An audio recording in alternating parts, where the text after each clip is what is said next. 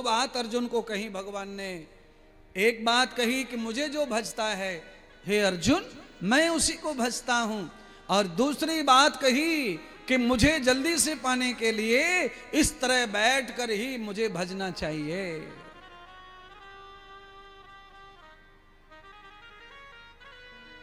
वैसे भजन कैसे भी कर सकते हैं, आपकी हर अवस्था में भजन कर सकते हैं आप, कोई भी अवस्था में भजन हो सकता है, पर शीघ्र लाभ पाने के लिए उसके मायने हैं, सिद्धांत हैं। और आपको भजन करना ही है, परमात्मा का कुछ पाना नहीं है, तो आप किसी भी अवस्था में कैसे भी आसन में परमात्मा को भजते रहिए। कुंती को भगवान उपदेश देने लगे।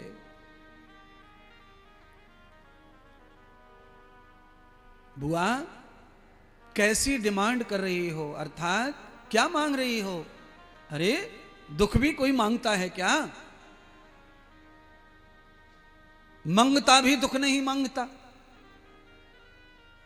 जो रोज मांगने आता है घर घर वो भी दुख नहीं मांगता है, तुम कहां दुख मांग रही हो?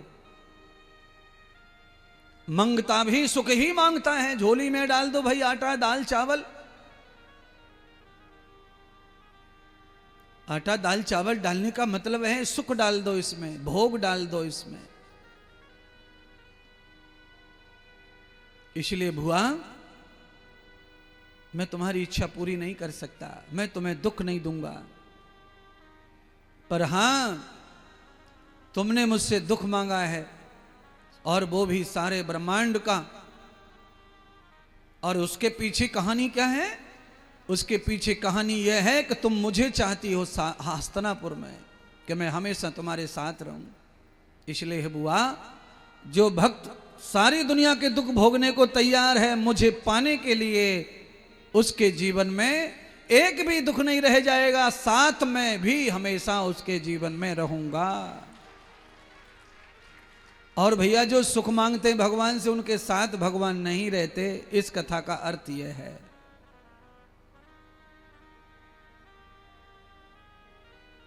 सारे जगत का दुख मुझे दे दो और मेरा सब सुख दूसरों को दे दो, पर तुम मेरे साथ रहो। कुंती को पता है कि कृष्ण ही सुख का सागर है, सुख भंडार है सुख का कृष्ण। और कृष्ण का जब साथ है तो सुख के सागर में हम लोग रहेंगे, हमारे पास दुख रहेगा कहां? प्रकाश में अंधकार जैसे नहीं रहता, पानी में डालकर जैसे नमक नहीं रह जाता, चीनी नहीं रह जाती पानी में डालकर, आप नमक और पानी, चीनी और पानी, इनको कभी मिला के देखो शाम को घर पे। आप जिस चीनी को पानी में डालेंगे थोड़ी देर के बाद में आपको सिर्फ पानी नजर आएगा, चीनी नजर नहीं आएगी। नमक डालेंगे नमक नजर नहीं आएगा, पानी नजर आएगा। पर जब आप पानी चखेंगे तो आपको नमक भी नजर आएगा और चीनी भी नजर आएगी, पर नजर से नजर नहीं आएगी, उसके लिए जीभ चाहिए। पर नजर नहीं आएगा महाराज, उसके लिए जीभा चाहिए, जीभा, रस के लिए जीभा चाहिए, रस बन जाएगा वो। और दो तत्व थे अलग अलग, एक तत्व हो जाएगा। तो मैं चाहता हूं कि पानी और चीनी और नमक और पानी जिस तरह मिलकर एक हो गया और उसमें अद्भुत स्वाद पैदा हो गया, ऐसे ही मेरी इच्छा है कि आप सब लोग ब्रह्म और जीव का सम्मिश्रण हो जाएं, भक्त और भगवान मिल जाएं। दो अलग अलग दिख रहे हैं, वो अलग अलग ना दिखें।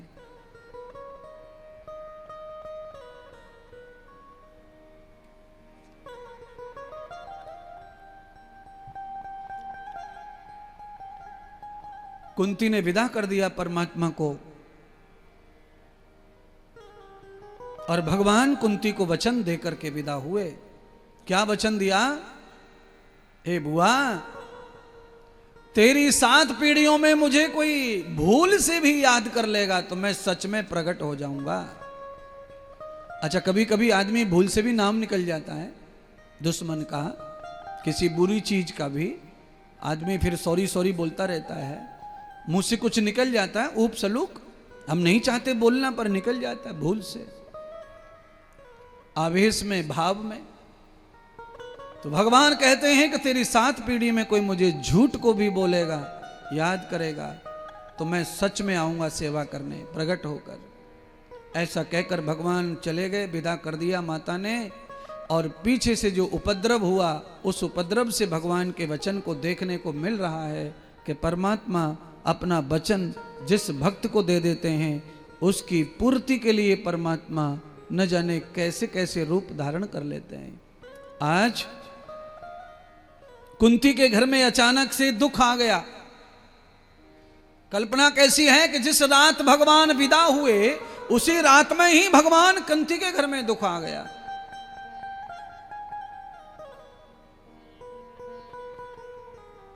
कुंती मान गई थी ना कि जाओ, चले जाओ। कुंती मान गई थी, आप मत मानना कोई भगवान को। भगवान आपको कितना भी कहे कि जब तुम चाहोगे वहीं मैं आ जाऊंगा, जब तुम कहोगे तभी आ जाऊंगा, पर आप इस बात से एग्री मत हो, आप इस बात को मानो ही मत। आप ये कहिए कि जाइए मत हमारे पास से, बुलाने की हमें जरूरत ना पड़े, हम जाइए मत प्रभु, आप यहीं रहो, हमारे अंदर हमारे पास रहो। कुंती ने क्या कर दिया, भगवान ने कुंती को समझाया तो समझ गई, मान गई। चले गए भगवान, चले गए तो आफत आ गई महाराज, आफत आ गई। अश्वत्थामा ने ब्रह्मास्त्र चला दिया और आकर उत्तरा के गर्भ को लग गया, उत्तरा का गर्भ जलने लग गया। उत्तरा के गर्भ में जो बालक था वो मृत्यु की ओर जा रहा है, बाण लग गया पेट में, पीड़ा हो रही है।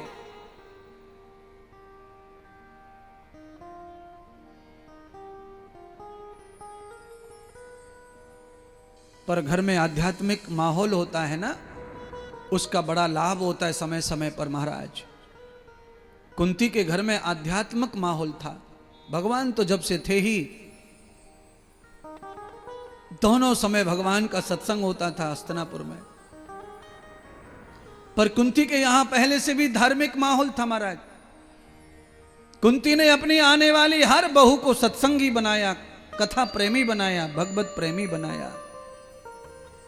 और जिस घर में आने वाली नई बहू को सास ये सिखाती है कि बहू, मैं चाहे जितनी अच्छी हूं तेरे लिए, पर भगवान से ज्यादा अच्छा दुनिया में तेरे लिए कोई नहीं है। मैं चाहे जितनी भी तेरी सेवा करूं, प्यार करूं, पर संकट आने पर तू भगवान को याद जरूर करती रहे। क्यों? तू अकेली महल में रहती है और तेरे पति तेरे साथ नहीं है।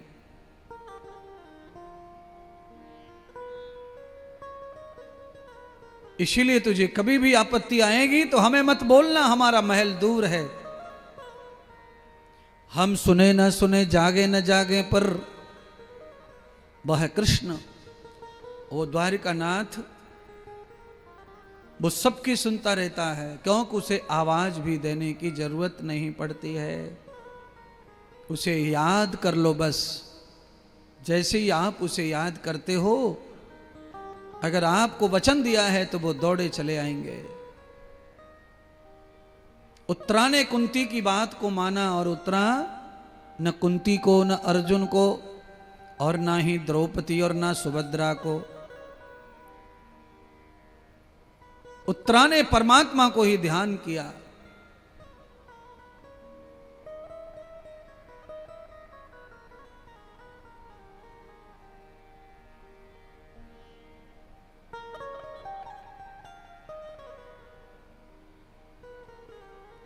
तुम्हें देखने को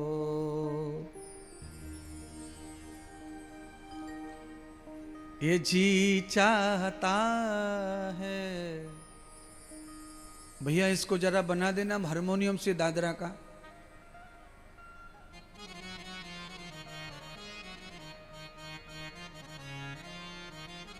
हाँ बिल्कुल सही है।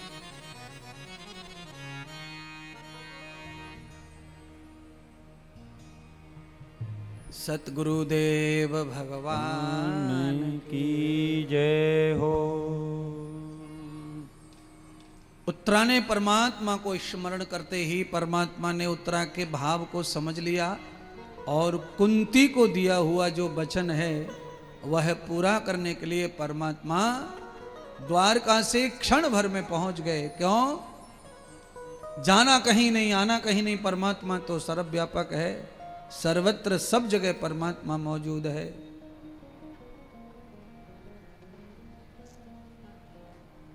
एक क्षण में भगवान पहुंच गए और उत्तरा के संवाद में जुड़ गए। उत्तरा रोने लगी, बिल्लाप करती, कराहती, मेरी रक्षा करो प्रभु और मेरे गर्भ में पलने वाले बालक की रक्षा कीजिए। भगवान ने कई उपदेश उत्तरा को किए पर भक्त पीछे पड़ गया, तो भगवान ने आज भक्त के भाव को और भक्त की कामना को पूरा करने के लिए अपने सारे धर्मों का त्याग करके गर्भ में प्रवेश परमात्मा हो गए और जाकर के उत्तरा के गर्भ में ब्रह्मास्त्र से उस बालक की भगवान ने रक्षा की। और फिर परमात्मा बाहर आकर उत्तरा को शतायुष वरदान देकर उस बालक का गए और भगवान ने उस बालक को अंतिम जन्म का आशीर्वाद दिया कि ये इसका जन्म अंतिम है। क्यों? परमात्मा जिस जन्म में भी आपको दर्शन दे देते हैं वही जन्म अंतिम हो जाता है। और गर्भ में बड़ा सरल है।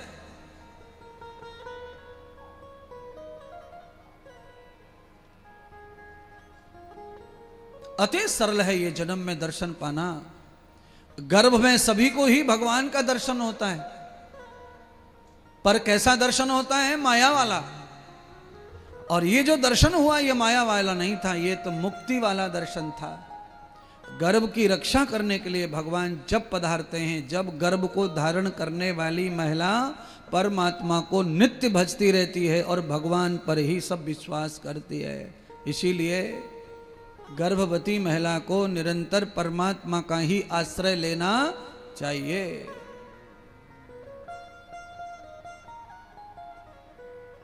परमात्मा का आश्रय लेना चाहिए।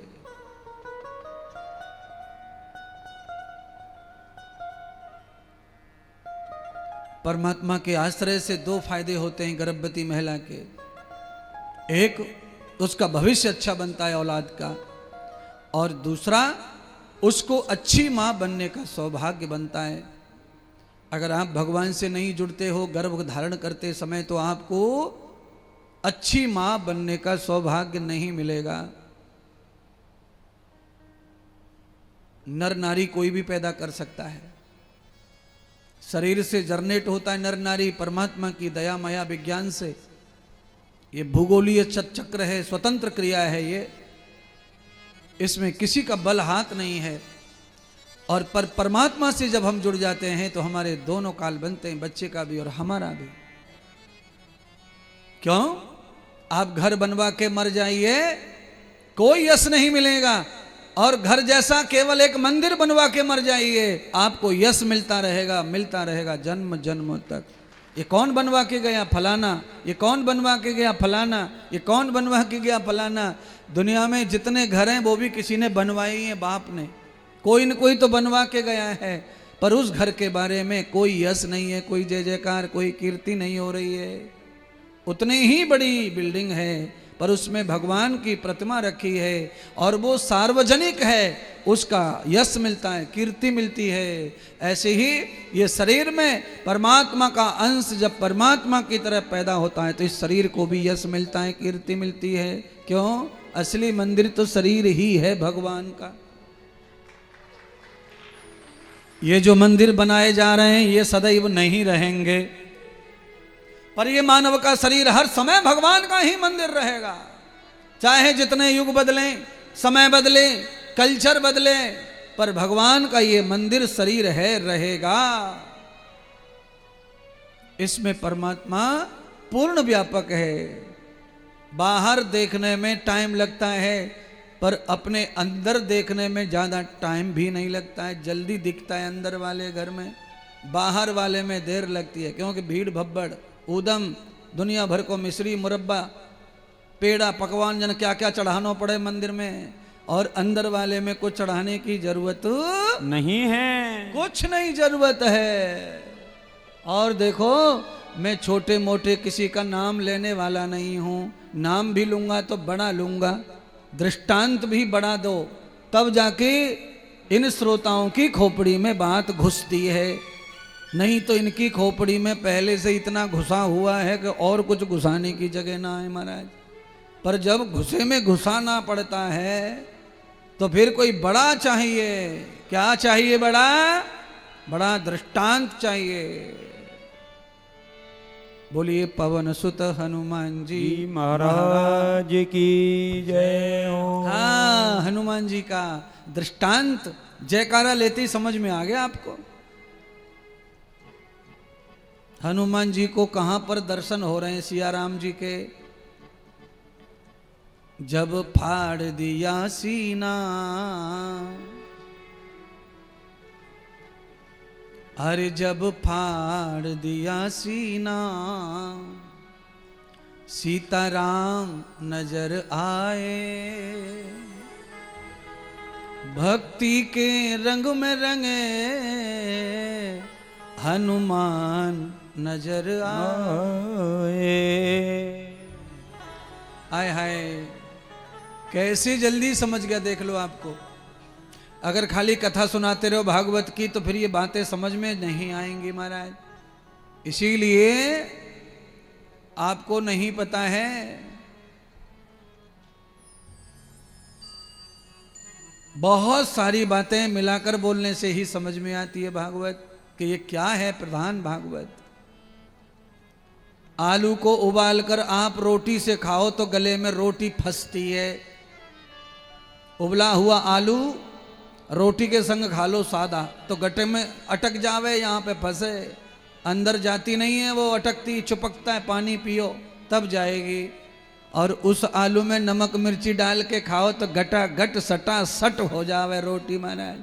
अर्थात सीधी सीधी भागवत गले में ना उतरेगी तुम्हारी खोपड़िया में। इसलिए कभी गीता, कभी रामायण, कभी हनुमान, कभी सीता बीच में लाने पड़ते हैं, तब जाकर के भागवत में रस पैदा होता है, तब इस पाखंडी खोपड़ी में भागवत प्रवेश करती है। भक्ति के रंग में रंगे हनुमान नजर आए, जब फाड़ दिया सीना सिया राम नजर आए। रंग में रंगे हनुमान नजर आए, जब फाड़ दिया सीना श्री राम नजर आए। भक्ति के रंग में रंगे राम नजर आए, जब फाड़ दिया सीना सिया राम नजर आए। भक्ति के रंग में रंगे हनुमान नजर आए, जब फाड़ दिया सीना सिया राम नजर आए। सिया राम नजर आए, सिया राम नजर आए।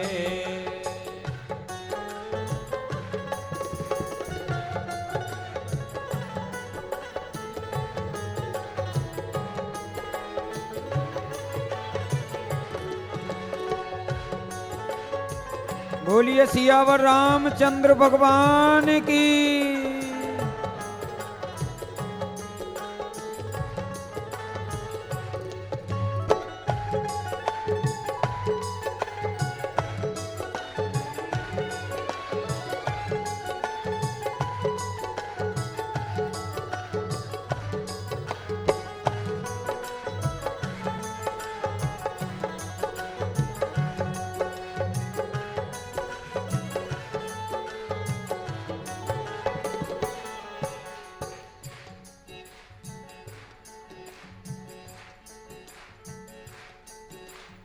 आहा, क्या बात है। ढोलक से तुम मिलाते तालियां हो तो तुम हारमोनियम से भी मिला ले रहे हो तालियां भाई। जय हो। एक बार आप खुद के लिए ताली बजाओ, ये स्वर बहुत बढ़िया लगा। हाँ,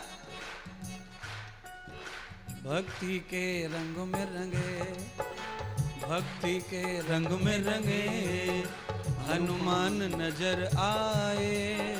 जब फाड़ दिया सीना, सीताराम नजर आए। जब फाड़ दिया सीना, सीताराम नजर आए। हे सीताराम नजर आए। सीताराम नजर आए। सीताराम नजर आए। सीताराम नजर आए। पवन सुत हनुमान जी महाराज की जय हो। श्री सीताराम भगवान की जय हो। भाई प्रमाण देने के लिए ऐसी लाइन कुछ कुछ गानी पड़ती हैं। क्यों? आजकल क्या है, बीच में ही बातों को काट लेते हैं वीडियो, कहां से कहां ले जाएंगे बता नहीं चलता महाराज। इसीलिए आवृत्तो कृतम निवृत्ति ही, आप निवृत्ति कर दो अपनी बात की, जिससे बात आपकी होनहार बलवान हो जाए और बात काम आए। तो मैं कह रहा था कि भगवान बाहर अगर जब देखोगे तो बहुत देर लगेगी। क्यों? बाहर के भगवान को आइटम पसंद है, आइटम। लाल पीला हरा मोती वाला मुकुट पसंद है बाहर वाले भगवान को, और अंदर वाले को हीरा मोती का मुकुट चाहिए नहीं। इसीलिए हनुमान जी गरीब बन करके भक्ति करे और राम जी को जहां चाहिए वहां पा लिए। गए बहोर गरीब नवाजू, सकल सबल साहिब रघुराजू। गए बहोर गरीब नवाजू। कहने का अर्थ गरीबी से नहीं है, कहने का अर्थ यह है कि जब आदमी अंदर हृदय से गरीब बनकर भगवान को भजता है तो भगवान हृदय में ही उतर आते हैं। और आदमी जब अमीरी दिखाता है तो भागवत आएगी, बाल लीला चलेंगी, तो मैया ने भी अमीरी दिखाई, और उस मैया को क्या मिला हार के? मैया को यह मिला कि भगवान मैया के हाथ नहीं आए। मैया ने जब गरीबी का आश्रय लिया तो भगवान पीछे लौट आए और मैया के हाथ आ गए। तो बात गरीबी अमीरी की नहीं हो रही, धन दौलत की नहीं हो रही है, पर हाँ बिल्कुल सही है, बाहर जो भगवान है उसे बहुत कुछ चाहिए तब तुझे मिलेगा कुछ भी। क्या क्या चाहिए तो आप सब जानते हो, उसे सर्दी गर्मी के कपड़े चाहिए, एसी पंखा कूलर चाहिए। नहीं तो जो लोग ठाकुर जी लेके घूम रहे हैं वृंदावन में, टोकनी में, डलिया में, देखो क्या क्या हो रहा है। कई बार भोग लगाना पड़ता है, कई बार सुलाना जगाना हंसाना बुलाना बतराना पड़ता है। बाहर वाले भगवान का यही दर्शन है और यही लीला है और यही उनका पूजा पाठ है, करना ही पड़ेगा। और अंदर वाले को आहार नहीं लगता, अंदर वाले को खाली तुम्हारा व्यवहार लगता है। आहार मुक्त है अंदर वाला भगवान, श्रृंगार मुक्त है, केवल उसे व्यवहार उत्तम चाहिए। सजा हुआ व्यवहार जिसका है उसके लिए खुला दरवाजा है। देखो हनुमान जी तो कोई श्रृंगार नहीं कर रहे, परमात्मा ने उत्तरा के गर्भ में आकर के प्रवेश करके ब्रह्मास्त्र को मुक्त कर दिया। बालक जीवित बाहर आया और बालक को अंतिम जन्म है। किसी को पता ही नहीं चला कि भगवान कब आए और कब लीला करके, कब क्रिया करके, कब बालक को जन्म देके चले गए। पांडवों को पता नहीं चला महाराज। पांडवों ने आचार्यों को बुलाया, विद्वानों को बुलाया, विद्वानों ने बालक का नाम रखा, और बालक के भाग्य के बारे में भी कुछ कुछ बातें बताई। और उन बातों में 3 बात प्रमुख है। एक बात यह प्रमुख है कि इस बालक का मरण सांप के काटने से होगा। इस बात का टेंशन दे दिया और उसका निवारण क्या कर दिया ब्राह्मणों ने? उसका निवारण विद्वानों ने कर दिया कि घबराने की कोई बात नहीं है। अंतिम जन्म होने के कारण इस बालक को सांप डसने से कोई फर्क पड़ने वाला नहीं है। वैसे सांप के काटने से मरण होने वाले को 7 जन्मों तक पुनः मानव का शरीर प्राप्त नहीं होता। इस बात का ही डर पांडवों को लगा कि ये तो हमारा अंतिम चिराग है, हमारी अंतिम निशानी है, और सांप के डसने से ये मरेगा तो हमारे तो कुल को नाक कान सब कट जाएंगे, दाग लग जाएगा। सांप के काटने को भैया अच्छा नहीं बताया, फांसी पे लटक के मर जाने को अच्छा नहीं बताया। इससे क्या होता है? कलंक लगता है परिवार को। वो कैसे मर गया? ऐसे मरा फांसी पर।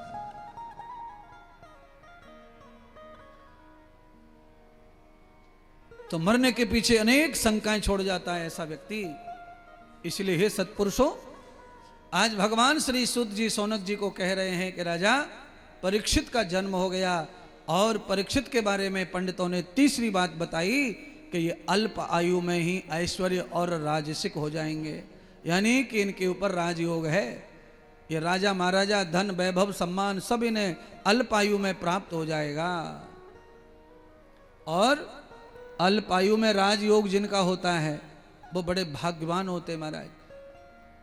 हाँ महाराज, पैसे वाले घरों में जो बच्चे पैदा होते हैं वो भाग्यवान होते हैं, पर उन पैसे वाले घरों में उत्तरा जैसा माँ भी होनी चाहिए। अगर माँ शौकीन है, माँ मॉडर्न है, धनवान घर में, तो उसके बच्चे धनवान घर में पैदा होकर कोई काम नहीं। उनका क्या होगा? उनको ये धन बर्बाद कर देगा। और उत्तरा जैसी कोई माँ रानी है, उत्तरा जैसी कोई भगवान की भक्तानी है, ऊंचे घर में जन्म लेके आई है, उसके गर्भ से जो बालक पैदा होगा उसको असली ऐश्वर्य प्राप्त होगा। आत्मिक बल भी होगा उसमें, मानसिक बल भी होगा, शारीरिक बल भी होगा, सामाजिक भी बल होगा, और आर्थिक बल भी होगा उसमें। और जो उत्तरा जैसी औरत नहीं है और धनवान घर की सेठानी है, उसके गर्भ से आर्थिक बल वाला बालक पैदा होगा, पैसे को भोगने वाला, पर शारीरिक बल नहीं होगा, सामाजिक बल नहीं होगा, आत्मिक बल नहीं होगा, बौद्धिक बल नहीं होगा, मानसिक बल नहीं होगा। इसीलिए वो समाज में महान नहीं होगा। आज की कथा का हेडिंग क्या है? कि समाज में कोई बड़े आसन से, बड़े धन से महान नहीं हो सकता। कैसे महान होते हैं? महान होने में केवल स्वयं की आत्मा ही नहीं है, हमारे पूरे परिप्रेक्ष्य का वातावरण सहयोग करता है। बर्बाद होने में भी और आबाद होने में भी माहौल का प्रभाव पड़ता है। आत्मा का प्रभाव तो रहता ही है, संस्कारों का प्रभाव तो रहता ही है, पर माहौल चाहिए महाराज।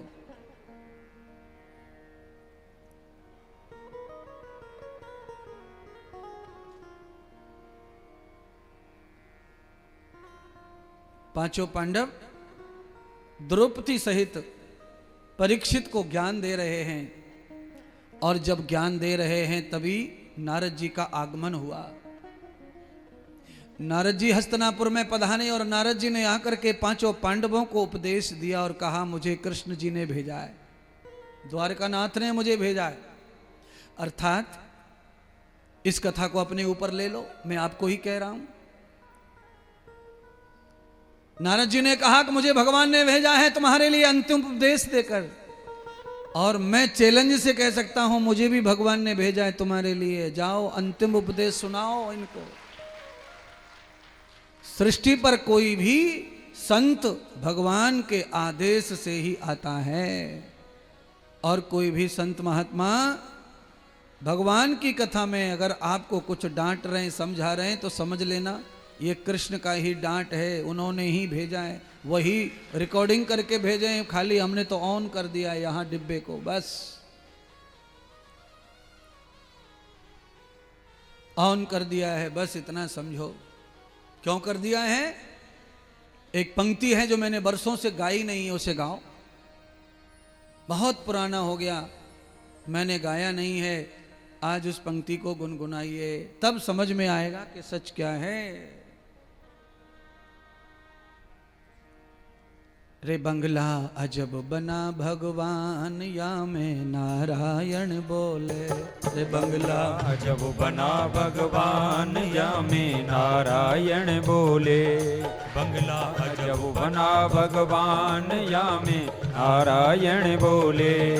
या में नारायण बोले, या में नारायण बोले, या में नारायण बोले, या में नारायण बोले।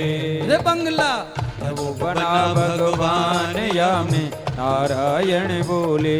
रे बंगला जब बना भगवान, या में नारायण बोले। बंगला जब बना भगवान, या में नारायण बोले।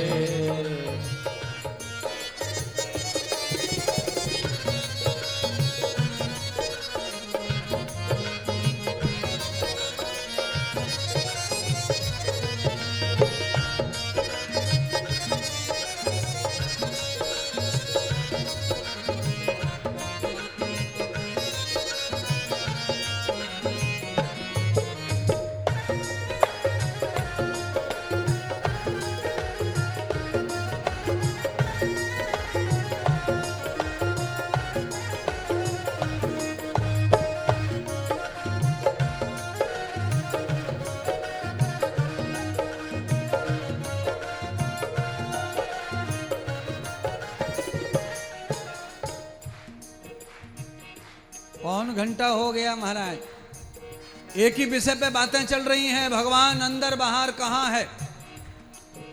हनुमान जी का एक प्रमाण दिया, दूसरा ये पंक्तियां हैं कवि की। तीन गुणन की ईंट बनाई, तीन गुणन की ईंट बनाई। पांच तत्व का गारा रे भाई, पांच तत्व का गारा है। तीन गुणन की ईंट बनाई, तीन गुणन की ईंट बनाई। पांच तत्व का गारा रे भाई, पांच तत्व का गारा है। रे भाई पांच तत्व का गारा है। 3600 से छत्र बनाई, 3600 से छत्र बनाई। नौका है दरवाजा बंगला अजब बना भगवान, या में नारायण बोले। बंगला अजब बना भगवान, या में नारायण बोले।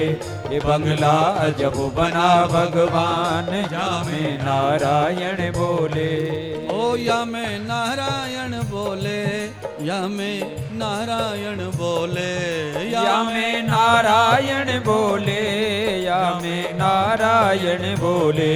रे बंगला अजब बना भगवान, या में नारायण बोले।